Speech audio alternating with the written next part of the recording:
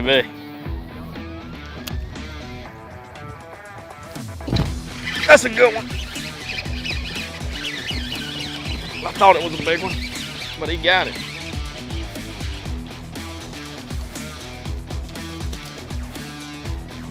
Thick one there. He got it good too.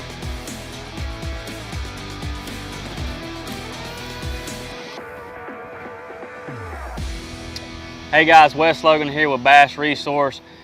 Gonna go into depth with you about fall fishing swim jigs. And you know, it's one of my favorite patterns to do. You know, in the fall, it's not the predominant pattern, but you can still catch some really big fish on it. You can have some great days swimming a jig, you know, in the fall, because these fish are going to be moving wherever you're at in the country. If you're where I'm from, you know, it's anywhere from the end of September, you know, 1st of November, middle of November, depending on how quick it cools off. And obviously, the further you go north, the faster that's going to happen. You're going to move into, you know, early September, late August. You know, the bait fish will start moving into these backwaters. They'll be getting really grouped up.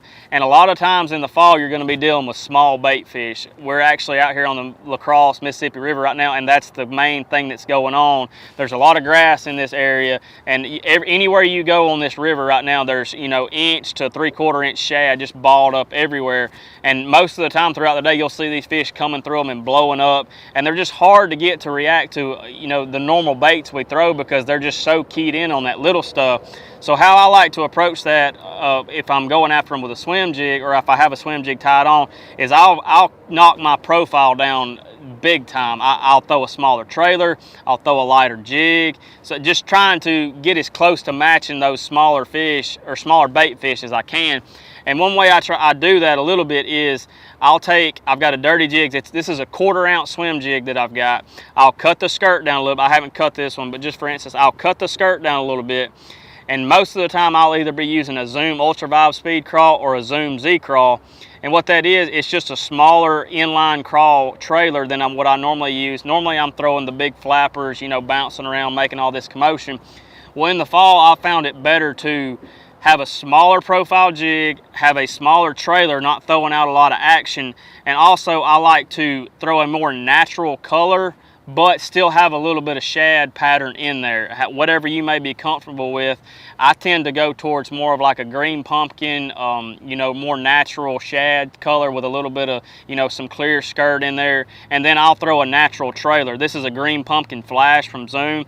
And it's green pumpkin on top, but when you actually throw it out there and on the bottom, you've got a lot of flash in it. So when you throw it out there in the water, those legs get to kicking. It's actually giving off a flash, but it's not like a pearl or a white that's just so standing out that those fish see it. And I feel like when they see, like if you were to throw a regular size swim jig with that Zoom super speed crawl on there, and it looks like a dinner plate coming through the water towards them. And I really think that those fish think that it's a whole ball of shad, and they'll just run through there and attack it and not really be keyed in on your bait. So I feel like with this smaller profile and a more natural look, that they see a little bit of flash and they think it may be 1 or 2, and they really try and go just eat those 2 or 3 that are swimming together. And I feel like that's why you get more commitments in the fall on a smaller swim jig. And you know, you're not gonna have them rip your tails off or rip your chunk off, or you see a 4-pounder like blow up on you and it looks like he ate the whole jig, and you swing and there's nothing there. As far as retrieve goes, you know, it's still the same basically throughout the year. You know, with the crawl, I'm going to be throwing out there, I'm going to be pumping it on top of the water. With the fish, you know, they'll run these edges like these baits are doing here at La Crosse. These fish are just running the edges of this grass, and they'll get a ball of bait balled up, and they'll just run through them and blow them up.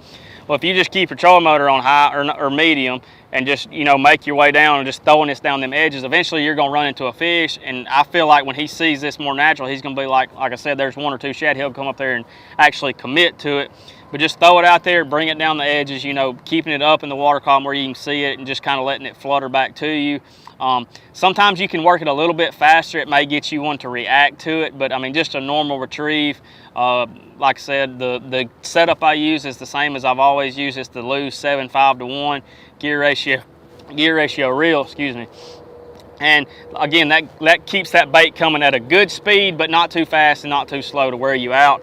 The one thing I do different on the 1/4 ounce, this is not a no jack hook, it's just a regular wire, but I will still throw it on braid. I'll put it on 50 or 40. You don't want to go to 60 with this light jig because it kind of takes away from the action. So anything 40 to 50, I use the the SX 140 a lot of the time, and I'll actually use the same rod that I use in the summertime swim jig setup where I'm throwing it around the the floating docks. I'll use that 7.4 medium heavy with that regular action, because with that braid you're not going to have any stretch in the line. You're still going to get a good hook set if you jerk hard, but it's not going to be that overpowering to be able to flex that hook out where you're going to lose that fish halfway back to the boat, because you're going to have that parabolic bend of the rod. So I feel like that action on this style swim jig in that situation with the braided line is the best deal. That's what I found works best for me.